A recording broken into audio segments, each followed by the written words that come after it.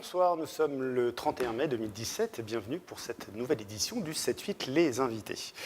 Versailles accueille la 22e édition du Mois Molière du 1er au 30 juin 2017. Comme chaque année, la ville accueille 350 spectacles, la plupart gratuits, l'occasion idéale de s'offrir un avant-goût du Festival d'Avignon. Versailles Plus est un journal gratuit d'information locale qui va publier en juin son numéro 100, un mensuel qui met en valeur les talents, les lieux et l'histoire de la ville. Et enfin, la Banque Populaire Val-de-France vient de récompenser les talents de notre région et notamment la brasserie de la Vallée de Chevreuse qui a reçu cette année le prix de la catégorie Innovation technologique. Mais partons au théâtre avec Versailles qui accueille donc cette 22e édition du Mois Molière du 1er au 30 juin 2017. C'est un véritable hommage à la création théâtrale. Le Mois Molière transforme la ville de Versailles en gigantesque théâtre à ciel ouvert avec près de 350 spectacles, la plupart gratuits. Mélanie Poquet a rencontré son créateur, François de Mazières. François de Mazières, bonjour. Bonjour. Cette année, c'est la 22e édition du Mois Molière. 22e édition. Oui, 22e édition, ça fait tout de même une longue histoire et beaucoup de spectacles. Vous pensiez que ça a duré aussi longtemps que 21 bien sûr, ans après? Quand on crée un festival, c'est pas pour le voir disparaître, on essaye qu'il perdure le plus longtemps possible, surtout qu'il fonctionne bien. Il y a beaucoup de public aujourd'hui, beaucoup d'acteurs viennent ici au Mois Molière, donc oui, c'est une belle aventure. Que va-t-on découvrir cette année? Est-ce qu'il y a des nouveautés? Chaque année, c'est des nouveautés. Vous avez des créations qui sont spécialement faites pour le Mois Molière 2017, comme par exemple actuellement vous avez une répétition là à côté de nous d'une pièce, Amphitryon de Molière, qui est une pièce très rarement jouée, qui est mise en scène par Stéphanie Tesson. Et puis à côté, vous avez bien sûr des reprises, mais les spectacles que je programme dans la programmation, on va dire la programmation officielle, c'est toujours des spectacles très récents, qui ont au maximum 1 voire 2 ans d'ancienneté. Il y a toujours beaucoup de théâtre, mais pas seulement. Vous mettez en avant de la musique et de la danse et du cirque. C'est une volonté d'ouvrir. Plus de concerts en réalité que de pièces de théâtre, parce qu'il y a une richesse musicale exceptionnelle à Versailles. Et donc, il suffit, je dirais, de se pencher pour trouver ici des propositions musicales de qualité, parce qu'il y a énormément de chorales, parce que vous avez le conservatoire à vocation régionale de Versailles, parce que vous avez le centre de musique baroque, et puis parce que vous avez aussi des gens qui veulent venir au festival. Et ce que vous aimez chaque année, c'est mêler les amateurs et les professionnels? Oui, il y a bien sûr beaucoup de spectacles de professionnels, et ce qui est à noter, c'est qu'un grand nombre de ces spectacles sont gratuits. Ça, je tiens à ça, parce que je pense que la contrainte financière ne doit pas être un obstacle. Alors il y a beaucoup de mesures qui permettent au quotidien d'alléger cette contrainte. Il y a des tarifs réduits. Mais là, pendant le Mois Molière, c'est les premiers à arriver qui rentrent dans certains spectacles. Puis d'autres spectacles sont payants, bien sûr. Mais la logique, ici aux Grandes Écuries notamment, c'est les premiers à arriver. Et vous mettez aussi en avant des troupes en résidence chez vous, notamment ceux qui ouvrent le 1er juin. C'est le collectif Voix des Plumes. Voix des Plumes, c'est un collectif assez extraordinaire qui est autour d'une personnalité très forte, qui est Renan Rivière, qui est un metteur en scène comédien, un remarquable comédien. On peut le voir là dans une pièce qui a été montée à partir du roman de Bulgakov, magnifique roman sur la vie de Molière. Et une des particularités aussi de votre festival, c'est que vous ouvrez les lieux emblématiques de la ville.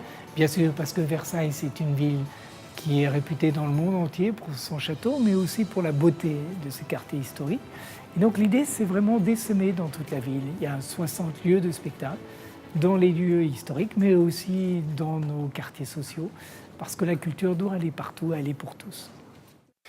Versailles Plus est un journal gratuit d'information locale qui va publier en juin son numéro 100, un mensuel qui met en valeur donc les talents, les lieux, l'histoire de la ville. Et nous recevons son directeur, Guillaume Palavant. Merci. Bonjour.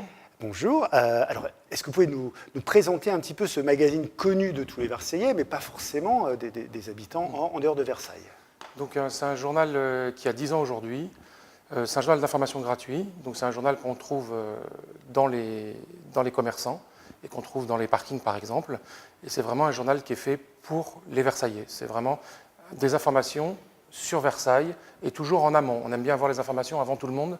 Donc nous, on est vraiment en quête d'informations dans tous les quartiers Et notre objectif, c'est chaque mois sortir un numéro avec des informations qui vont étonner les Versaillais et qui met en avant évidemment la ville. Alors, comment on fait pour un petit peu avoir toutes ces informations? On a un réseau d'habitants qui nous informe? On a un réseau d'habitants, on a aussi nos petites informations partout, que ce soit à la mairie, que ce soit au conseil général, que ce soit un peu dans tous les lieux publics, mais aussi on a une équipe rédactionnelle qui travaille et surtout qui est à la recherche d'informations. Et on aime bien, évidemment, trouver l'information avant tout le monde. Et c'est ce qui fait que le journal, ce n'est pas un journal, c'est pas un Google Actualité, c'est vraiment un journal d'actualité. C'est des infos inédites qu'on trouve nulle part. Exactement. D'accord.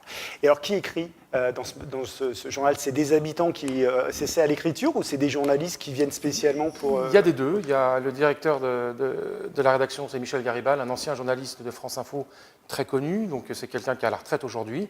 Et son passe-temps favori, c'est de parler de Versailles.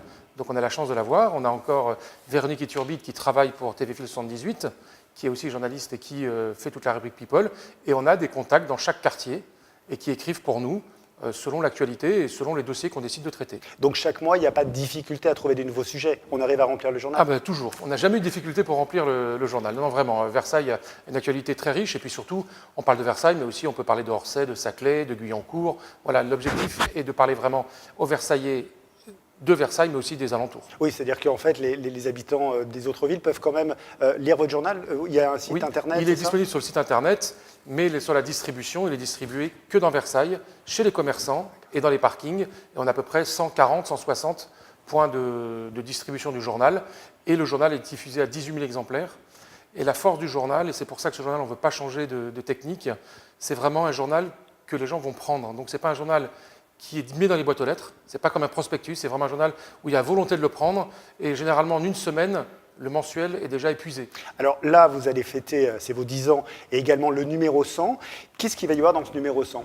Ce numéro 100, déjà, on va remercier nos partenaires qui nous aident depuis le départ, parce qu'on a vraiment des annonceurs qui sont là depuis le début, qui nous aident, parce que c'est un journal gratuit qui ne vit que par les annonceurs. Et surtout, on va avoir l'ancien rédacteur en chef. Alors vous nous avez fait le plaisir de nous montrer déjà la couverture. Exactement. 10 ans, 2007-2017. Oui, c'est donc un journal qui a 10 ans, donc on est très fiers. Et dans ce journal aussi un peu spécial, qui sera plus épais, qui a plus de pages, qui sera un papier plus épais aussi, on va aussi, en archive, montrer des articles qui ont marqué les 10 ans du journal. D'accord, un peu une rétro, du meilleur. Avec du meilleur de ce qu'on a fait. Voilà. Parfait. Donc on rappelle Versailles Plus, chez les commerçants. Les distributeurs, ça peut être aussi les kiosques, les commerçants, les parkings publics, on le trouve un peu partout. Si on le cherche, on le trouve. Et si on ne le trouve pas, les parkings, forcément dans la ville, c'est rachalandé tout le mois. Et autrement, il y a le site internet qui permet, versaillesplus.fr, où on peut le trouver en PDF. Parfait, Guillaume Palavant, merci. Merci beaucoup. Donc maintenant, nous allons parler de bière avec la Banque Populaire Val-de-France qui vient de récompenser les talents de notre région et notamment la brasserie de la Vallée de Chevreuse. Installée à Bonnel, elle fabrique et commercialise depuis 2008 la seule bière artisanale des Yvelines. Elle emploie 5 personnes et réalise 600 000 € de chiffre d'affaires. Michael Emidoro a rencontré son directeur, Emmanuel Ray, qui vient de recevoir d'ailleurs le prix de la catégorie Innovation technologique. Alors, pouvez-vous nous présenter l'histoire de cette bière? Donc, la brasserie de la Vallée de Chevreuse, je l'ai créée en 2008. Je me suis installé donc dans le parc naturel par choix essentiellement du cadre de vie. À l'origine, moi j'ai découvert la bière, je travaillais dans le vin et j'ai fait des vinifications un peu en France et puis j'ai fait une vinification une année aux États-Unis.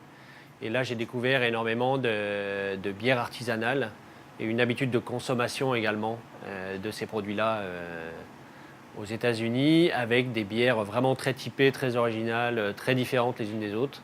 Et c'est ce qui m'a donné un peu le goût de cette aventure. Et qu'est-ce qu'elle a, cette bière de différent? Alors, je dirais plutôt elles ont, puisqu'on a une gamme, on a une dizaine de bières. Donc on a des bières qui sont très légères, assez fruitées, avec peu d'amertume. On a des bières assez fortes, assez amères. On a des bières brunes, on a des bières qu'on élève en fût de chêne, on a des bières au café, on a toutes sortes de bières. Et c'est distribué où, ces bières? Notre distribution, c'est essentiellement sur le territoire de la Vallée de Chevreuse et en région parisienne. Pour l'essentiel, des caves à vin, des caves à bière, des épiceries fines, des supérettes, des magasins bio, un petit peu de restauration également. Votre entreprise est seulement ici à Bonnel? Alors, on a notre site de production sur Bonnel, on a un site de stockage également sur Limours. Voilà, on a été très vite à l'étroit, donc on a cherché à s'agrandir petit à petit. Présentez-nous un petit peu ces locaux. Ils sont comment ces locaux, ici à Bonnel? Donc là, on a deux travées dans un bâtiment que nous loue la commune. Une première travée qui nous sert sur toute la partie production au sens brassage et fermentation. Donc on utilise au départ des maltes d'orge, donc on concasse en mezzanine à l'étage, et ensuite par gravité descendre dans une cuve pour l'empâtage, donc la préparation du mou. Et ensuite on fait donc fermenter les bières. Et après on a une deuxième partie du local qui est consacrée au conditionnement en bouteille. Votre bière a été primée récemment. Qu'est-ce que ça vous fait? Ouais, on a été primé plusieurs fois au concours général agricole. On a été primé à Bruxelles également. Donc c'est toujours assez flatteur. Et puis ça vient récompenser aussi tout un travail d'une part de recherche sur les recettes et également un travail sur la régularité et la constance des produits qu'on peut fournir. Donc voilà, c'est assez valorisant. Quel est l'avenir de cette entreprise? À l'heure actuelle, on est quand même en recherche de locaux pour s'agrandir. Parce que là, on pousse Toujours les dans les murs, Yvelines? on refuse énormément de ventes. Idéalement, on voudrait rester sur le territoire du parc naturel. Après, il faudra trouver, mais toujours dans les Yvelines. Il y a une idée également de partir vers l'étranger, de produire encore plus ici pour l'exporter à l'étranger? Alors, on a eu quelques demandes effectivement à l'exportation auxquelles on n'a pas pu répondre faute de capacité à produire. Donc on espère, en déménageant, dégager de nouvelles capacités pour pouvoir éventuellement répondre à des demandes à l'export. Ouais. Alors, je vous rappelle le mois Molière à Versailles avec des représentations tout le mois de juin, la brasserie de Chevreuse, donc récompensée pour sa bière locale, et le magazine Versailles Plus, un magazine gratuit qui va sortir bientôt son 100e numéro. Voilà, c'est la fin de ce 7-8 les invités. Merci de votre fidélité. Replay sur notre site internet tvfil78.com et sur notre application. À bientôt.